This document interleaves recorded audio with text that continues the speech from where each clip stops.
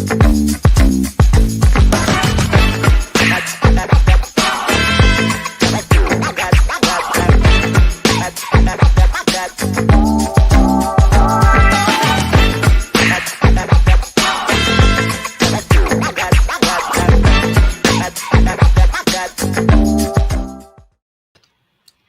very good evening to all of my dear viewers. I am Sapna Mahadevan, your host for this wonderful, relaxed weekend. Yes, and I hope you all had a relaxing time today.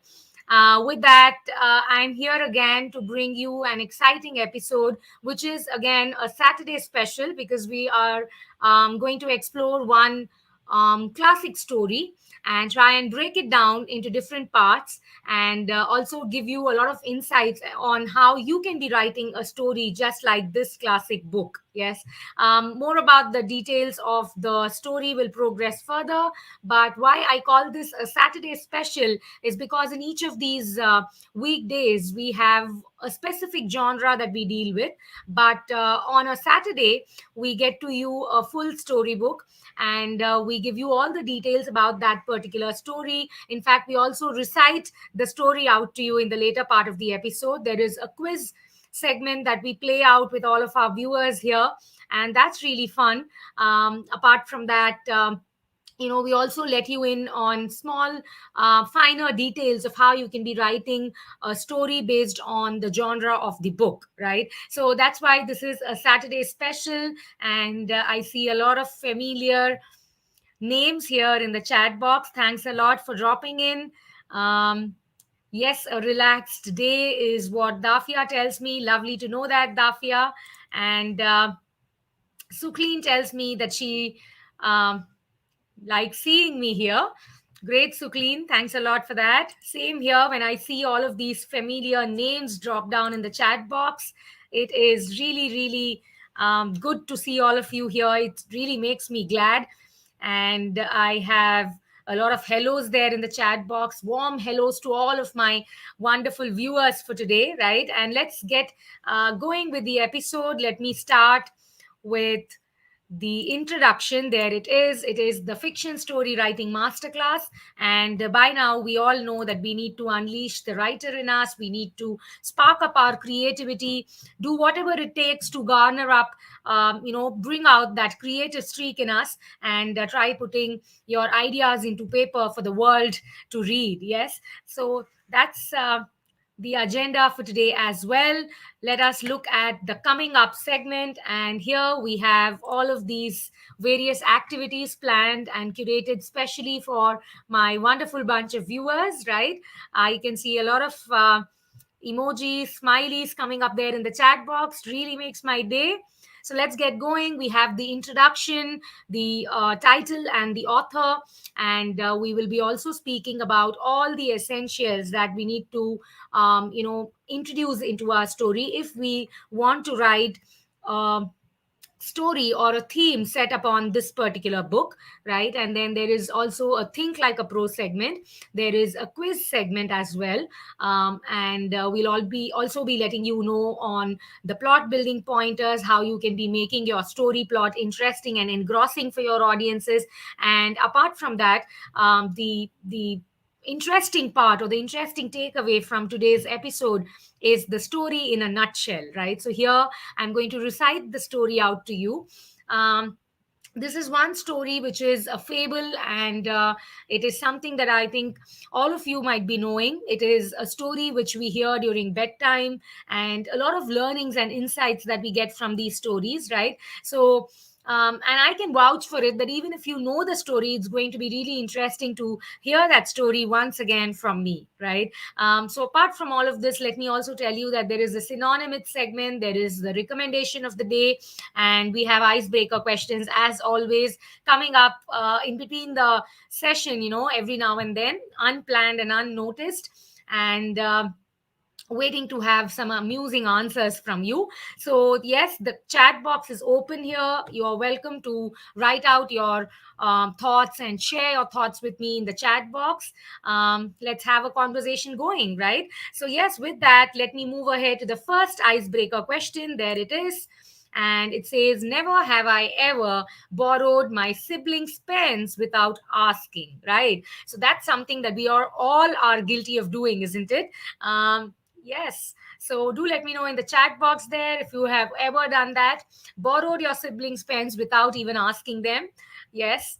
I have borrowed a lot of clothes, maybe from my elder sister.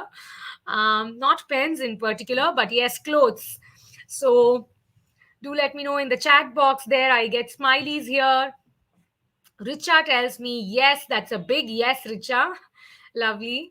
Um, and Varun tells me that he has had a lot many fights over it. Great. So, yes is the answer coming up there. Great. Lovely to see all of these answers there, and so many emojis, so many smileys. I think all of these smileys here in the chat box are an affirmative answer, isn't it? Great. So let's get going now to the next segment. We have the golden question, what's the book? And let me tell you, for today, it is going to be The Fox and the Crow. So, whosoever has read that book, whoever are familiar with the story, do give me a shout out here in the chat box. Do let me know if you already have an inkling of the story and what the moral is for that book there, right? So, today, yes, we are going to talk about The Fox and the Crow. And more about the book, I'm going to tell you about the title here. So, of course, the title suggests that there are two protagonists or two primary elements into our story. One is the fox, and the other one is the crow, right? So, that's what the title suggests. And we can see that all of you know that story there. Great. And Vandana tells me it's going to be interesting to hear that from me. Lovely. Great. So let's move ahead. We have the next icebreaker question coming up after that title. Here it is. Never have I ever been late to school on the first day of my school. So, have you ever been late to school on the first day after maybe the summer vacations, right? Do let me know here in the chat box. Really difficult to wake up early in the morning after the summer vacations. Has that been the case with you? Okay, so we have yes coming up there in the chat box. Jennifer tells me no. Since you're kids. So, yes, and no, both of them alternatively coming up here in the chat box. And these are fun school days, isn't it? Yes, and Varun tells me that he's waiting to get back to school. I know. Okay, so yes, those were some of the answers that I got there. And let us now move ahead to who is the author for that book that we mentioned, The Fox and the Crow, right? So, Aesop is the author of this book here, this fable. And let me tell you more about Aesop here. So, he was a Greek storyteller, right, a Greek fabulist, and he has been credited with a number of fables, all of them put together. Now they are popularly known as Aesop's fables, right? And one of the things that we notice while we read any of Aesop's fables is that they have a lesson or a moral, some kind of a big message that they want the readers to take back home, right? So that's what is the speciality of Aesop's fables. There are a lot of learnings. And let me tell you that although Aesop's existence remains unclear and none of his writings, survive, there are numerous tales credited to him, which have been gathered across centuries and in many, many languages.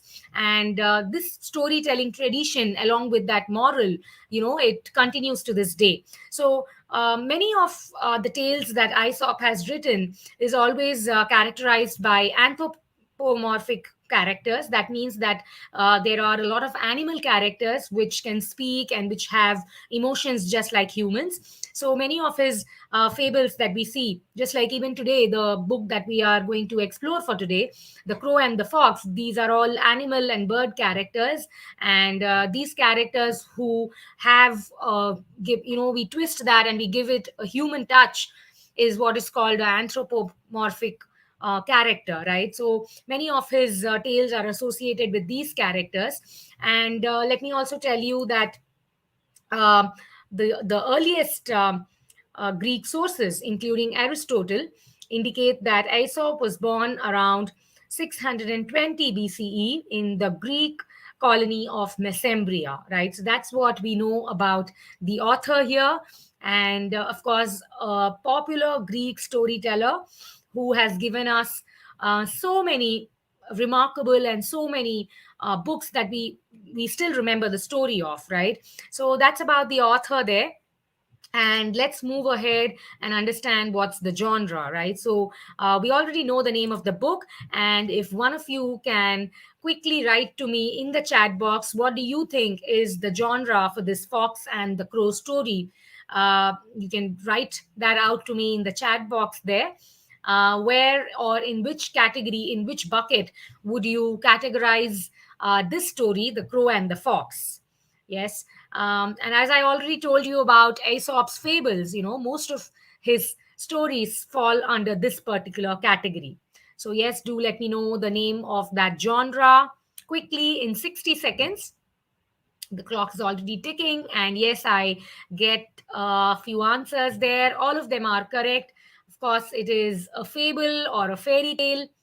Right. Let me bring that out. It is a children's literature, or it can also be called a fairy tale, right? And fable is also something that I can really categorize it into.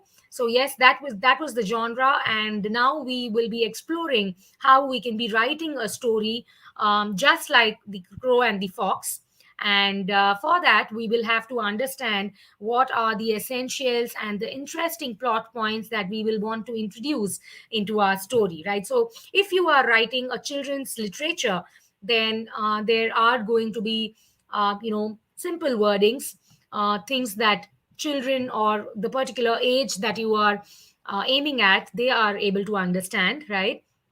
So before we move ahead to the essentials, let me walk you through one of the other icebreaker questions that I can see here. There it is. Never have I ever slipped and fallen in the class while in school. Okay, so another question related to school. And has this ever happened with you? Do let me know in the chat box, yes or no. Slipped and fallen in the class while in school. That is the next icebreaker question that we have here. Okay, Aparna tells me no.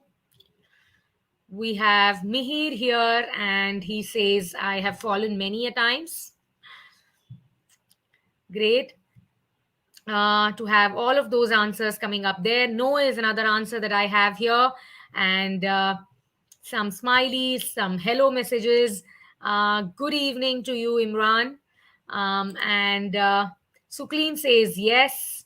Okay, so quite embarrassing, but has happened with all of us, isn't it? And Sukleen is giving us the details here. She says it was the history session. Okay, so going down the memory lane, right? Lovely. Okay. So, yes, thanks a lot for all of these answers, for being a sportive audience here, and for letting me know in on all the answers for the icebreaker question. And now we move ahead to the next segment. Here are the essentials. So, particularly for writing a story like The Fox and the Crow, I'm going to tell you what are the essentials in this particular story, and then you can maybe imbibe and take away some pointers for your own storyline. Yes. So the essentials, the three elements that we have here, one of them is the protagonist, of course, and then we have the setting and also the conflict, right? So we are going to deep dive into each one of these segments and understand in greater detail as to who are the protagonists in this story, what is the setting like, and what was the conflict in the story Fox and the Crow. Yes. So the first element that we have here is the protagonist, and by the title, by the name itself, we understand that there are two central protagonists in the story. One is the fox, the cunning fox, and the other is the crow. And both of them, they lived in a forest. And we know that the qualities that we can attribute to both of these characters, the fox is really clever and cunning, while the crow was innocent and naive, and the fox always used to trick other animals for his own survival. And the crow is showcased as being foolish, and with the fox's flattery, the crow gets tricked, right? That's the essence of the story here. And this was all about the protagonist, the two prime and central characters in our story here.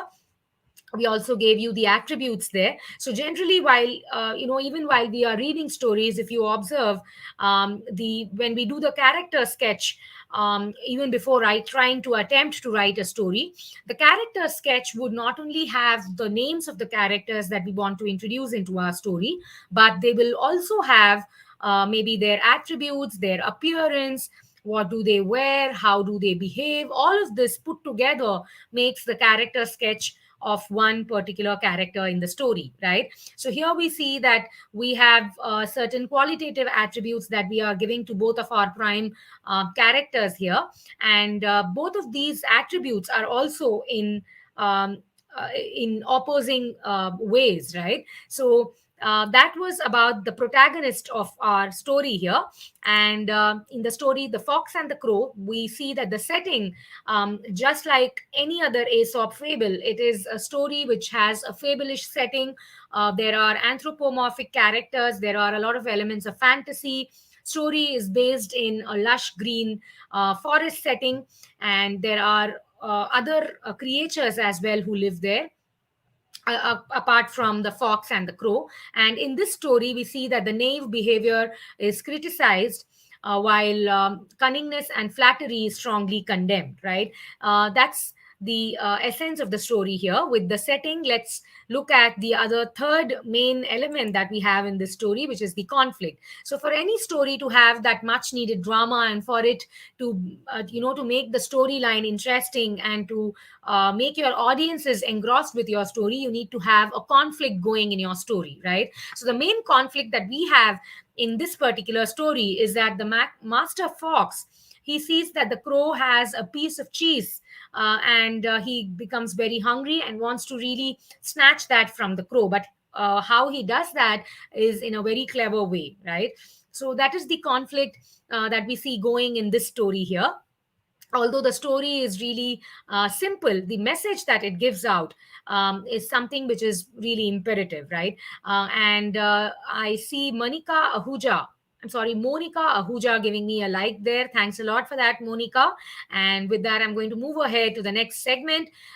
This was about the essentials for writing a story like The Fox and the Crow. So we saw that there are two primary characters, Fox and the Crow, and the setting is of a forest, a lush green forest. And the third element, which is the clash of interest, the main conflict going in the story, is that the crow had a piece of cheese in her beak, and the cunning fox wanted to snatch that away from the crow. And how he does that is something on which the moral of the story is based, right? So these are the essentials here.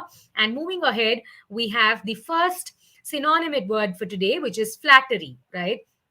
So flattery would mean false praise, right? And the synonyms for this word would be praise, puffery, or fawning. So all of these words mean false praise, or trying to praise someone so much that it sounds exaggerated, right? And that's the first word that we have in our synonymous segment, which is flattery. And yes, that's correct. False praise is correct. Vandana giving me that comment here in the chat box. So yes, it is flattery. And we see that the crow gets totally flattered with the words of the cunning fox, right? And that's how we have that word come up here in our synonymous segment. And now let's move ahead after that synonymous word to the next segment, which is an icebreaker question again. And there it goes. Never have I ever gone to school without taking a bath when I'm getting late. Okay, so that's the next one. Quite hilarious. Have any one of you done this? Guilty of not taking a bath because you're getting late for school? Have you ever done that? Do let me know in the chat box here. Be honest with your answers there.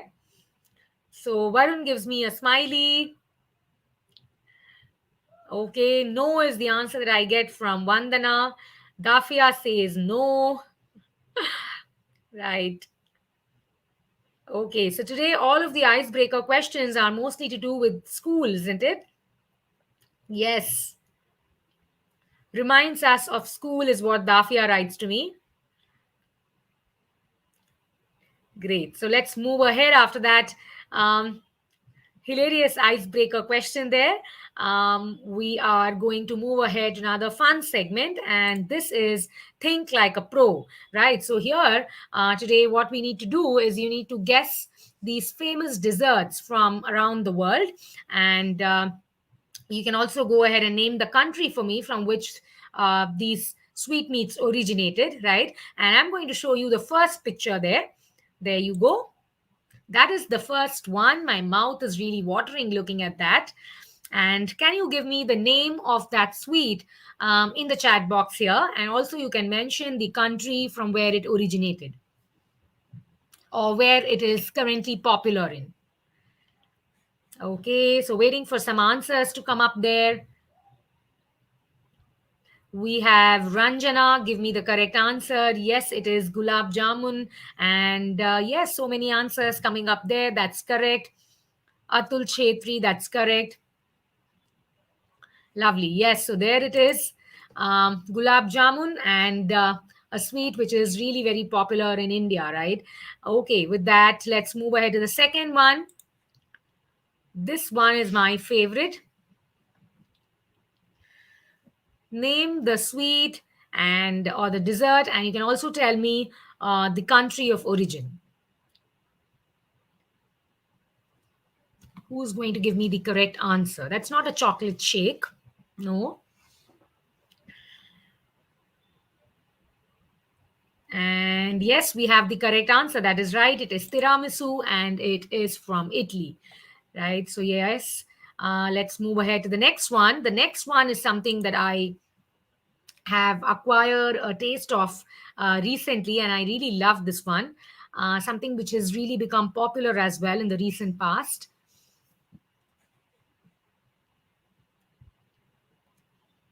Manima Kanwar and Monica Ahuja. Thanks a lot for that like there. Really feels special.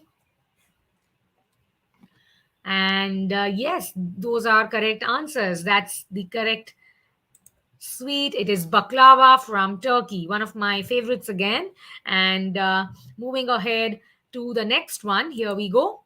So this is the second last one, and then I have the last one to be going. This is again one of the famous desserts. That is correct again. It is an apple pie. It is from America.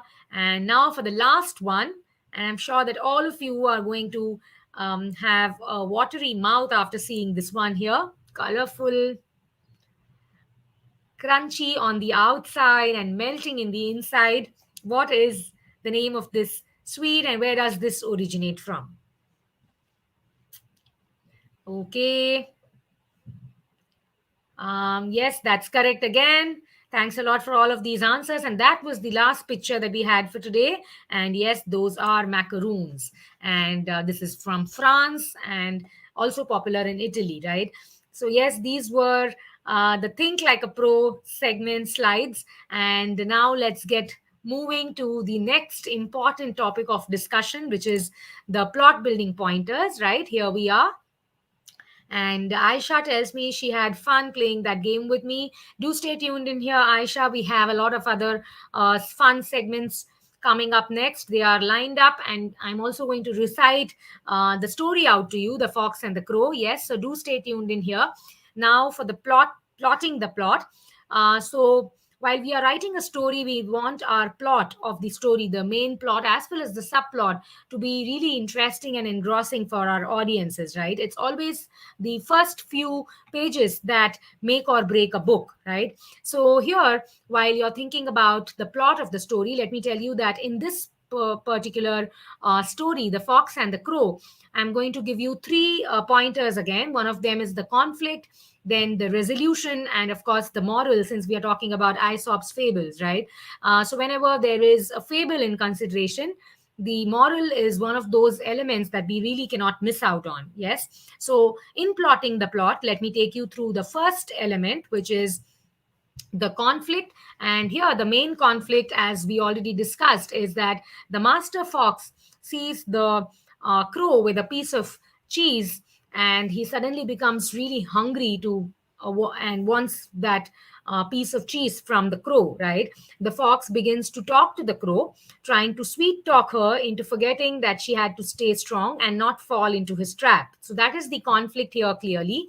And this conflict is going to again build up on the drama of the story, and finally we see the resolution of the story. The master fox, what does he do that the problem that he was facing gets resolved is something we get to know from the story, right? So he leaves the food with the he leaves with the food, and the crow is left with no food.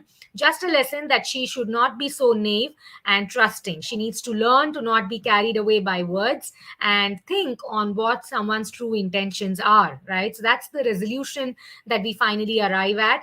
The fox is the one who wins over the food there, and the crow is actually kind of feeling silly for trusting the fox, right? So that was the resolution in our story here.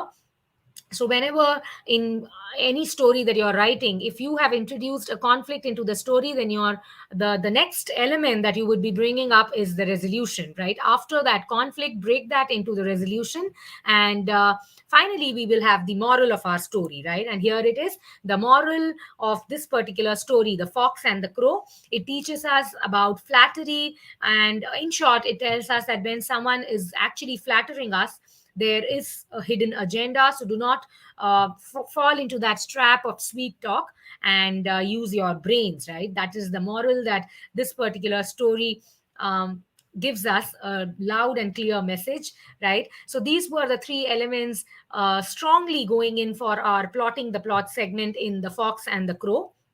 With that, let me move ahead to the next synonymous word, and also let me bring this out that all of these words here in the synonymous segment or the Google it segment, they have been introduced with the aim of inculcating the habit in you of writing newer words down, and probably checking the meaning of those words traditionally in a dictionary, or even in Google. Come up with the answers, write those words down, try and remember what the meaning was, and try using all of these new words wherever appropriate in your vocabulary, right? So this is a way in which you can really build up on your vocabulary, right? And the second word that we have for today in our synonymous segment is agenda.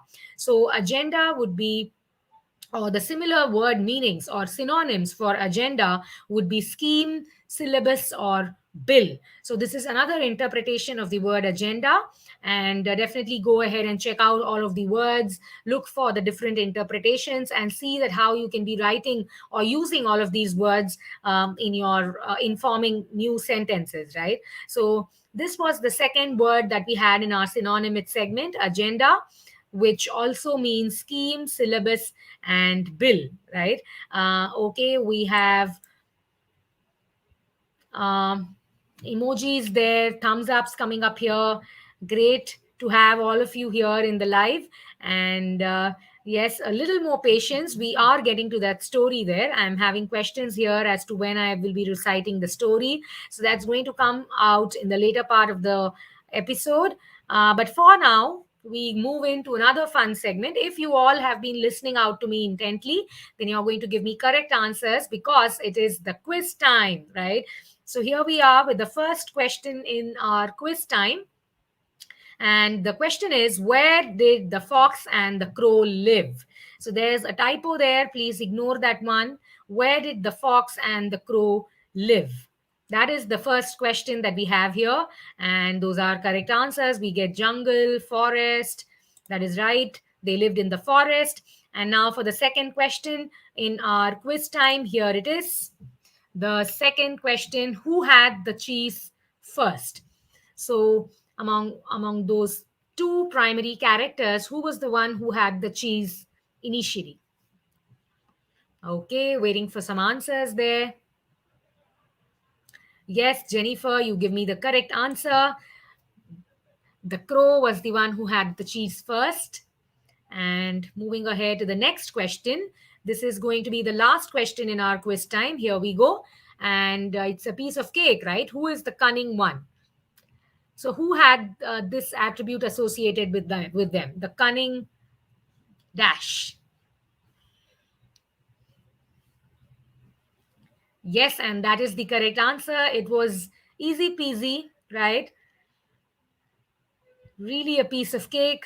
That is correct. All the answers are correct here. The cunning one was, of course, the fox, right? Okay, with that, we are done with that quiz time questions there. And let's now move ahead to the most awaited segment for the day, the story in a nutshell, right? And the first theme that we have for today is criticizing the cunningness. Yes. So let's see how the story starts, what happens. We also have some colorful pictures here that you can enjoy. And let me recite that story out to you. So, yes, the story of the fox and the crow. One bright morning, as the fox was following his sharp nose through the wood in search of a bite to eat, he saw a crow on the limb of a tree overhead. This was by no means the first crow the fox had ever seen. What caught his attention, though, was that it made him stop for a second time and observe and look because that lucky crow held a bit of cheese in her beak. So the fox says, "No need to search any farther," thought the sly master fox. "Here is a dainty bite for my breakfast." Up he trotted to the foot of the tree in which the crow was sitting, and looking up admiringly, he cried, "Good morning, beautiful creature." The crow, her head cocked on one side, watched the fox suspiciously. But she kept her beak tightly closed on the cheese and did not return his greeting, right? So that was clever on the part of the crow, right? And we see that initially she does not get tricked into replying to that greeting there, because otherwise the piece of cheese would have fallen down, right? So that was how the story starts. And when we move further ahead, there it is. So now the cunning fox is going to really try and snatch that bite of cheese from the crow. But how he's going to snatch that is really clever, right?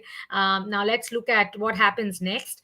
"What a charming creature she is," said the fox. "How her feathers shine! What a beautiful form, and what splendid wings! Such a wonderful bird should have a very lovely voice, since everything else about her is so perfect. Could she sing just one song? I know I should hail her the queen of birds." And that is too much flattery, isn't it? A lot of fawning that the fox does there. Yes. And we can see that the crow is really flattered. Now, before we move further ahead to the next theme that plays out in the story, let's look at also another word that we have here, which is suspiciously, right? So, suspiciously has synonyms doubtful, dubious, or even unsure, right? So, do check out all of these words in Google and jot them down in your creative, fancy Google journal. You're going to really have a repository of words by the end of a few episodes, and it's really going to help you in tuning up your vocabulary, right? So that is the next word that we have in our synonymous segment, suspiciously, which also means doubtful, dubious, and unsure. Yes. So, yes, let's move ahead to the next segment here. We have the next theme play out, which is the condemning the stupidity, right? So here we are going to see how the knave crow gets tricked into this whole situation. The fox has cleverly done a lot of flattery. He has actually given a lot of attributes to the crow, and he says that the crow would have a wonderful voice if she tries to sing. Then the fox is really going to claim the crow as the queen of birds. Now, listening to this, let's see what happens in the next scene here. Yes, so there it is. Listening to these flattering words, the crow forgot all of her suspicion and also her breakfast. She wanted very much to be called the queen of birds, so she opened her beak wide to utter her loudest caw, and down fell the cheese straight into the fox's open mouth. Yay, so the fox has really tricked the crow there, the knave crow, right? "Thank you," said Master Fox sweetly as he walked off. "Though it is cracked, you have a voice sure enough, but where are your wits?" That is how the story ends there. Yes, and we see that how the knave crow gets tricked, even though initially she had her own suspicions and she tightly held on to that piece of cheese. But then finally we see that she gets tricked, right? So that's how the story ends there. And the flatterer lives at the expense of those who will listen to him. That's one of the moral of the stories here. And let's look at the other learnings and insights that this particular story gives us there. So, yes, do not ever trust a flatterer, someone who is really fawning, or someone who is really filled with puffery. You do not need to trust them. Never act foolishly, think before you act, and you can achieve anything by using a strategy, right? So we see how the clever fox has strategized here, right? And let's move ahead to the next synonymous word, which is strategy. And strategy will have synonyms: master plan, game plan, or even plan of action. So his master plan clearly worked, right? And because of his strategy, he did not have to physically snatch the piece of cheese from the crow's mouth, isn't it? The crow, because of her foolishness, she gave away that piece of cheese already to the fox, right? So that's how the clever fox won this particular conflict, by strategizing, right? So that's the next synonymous word there: strategy, which also means master plan, game plan, and plan of action, right? So with that, we come to the end of the story. And that was such a wonderful one, isn't it? All of these old stories that we have tried, right, like heard about them from centuries, and these are still giving us a lot of learnings, isn't it? So that's the fun in all of these Aesop's fables, the learnings and the moral that it gives you, right?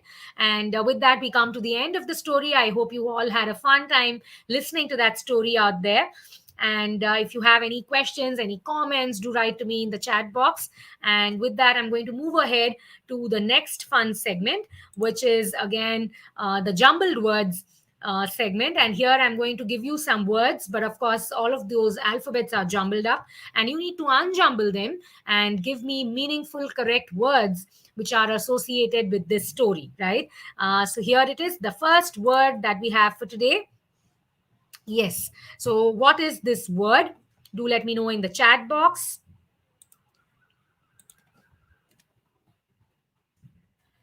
Okay, let me see if I have some quick answers here.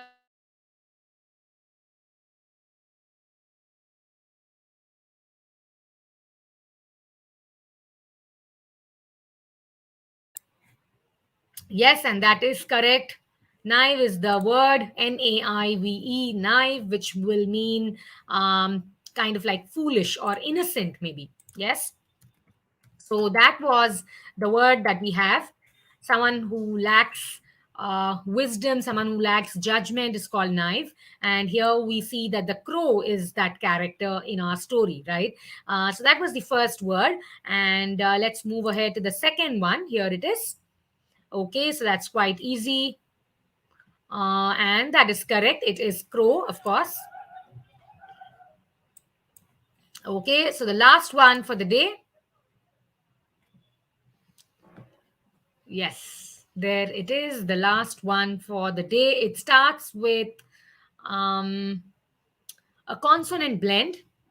What is that word?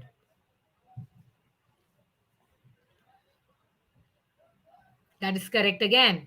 Okay, and I'm also getting some answers for the previous question. Yes, and this is correct. Akanksha, clever is the right answer. So, yes, thanks a lot for that. With that, we come to the end of our segment here, the jumbled words segment. And the next that we have here is the project work. So I would really encourage all of you to be doing this project work. Think about the story that we just heard, the fox and the crow. And you can, inspired by this story, you can write your own story, which has some kind of a moral that you give back to the audience, and you can try writing your hand at a children's literature or a fairy tale, right? So that is the project work, and we really strongly encourage each one of you to be doing this. Take that first step, right? And with that, let me move ahead to the next slide.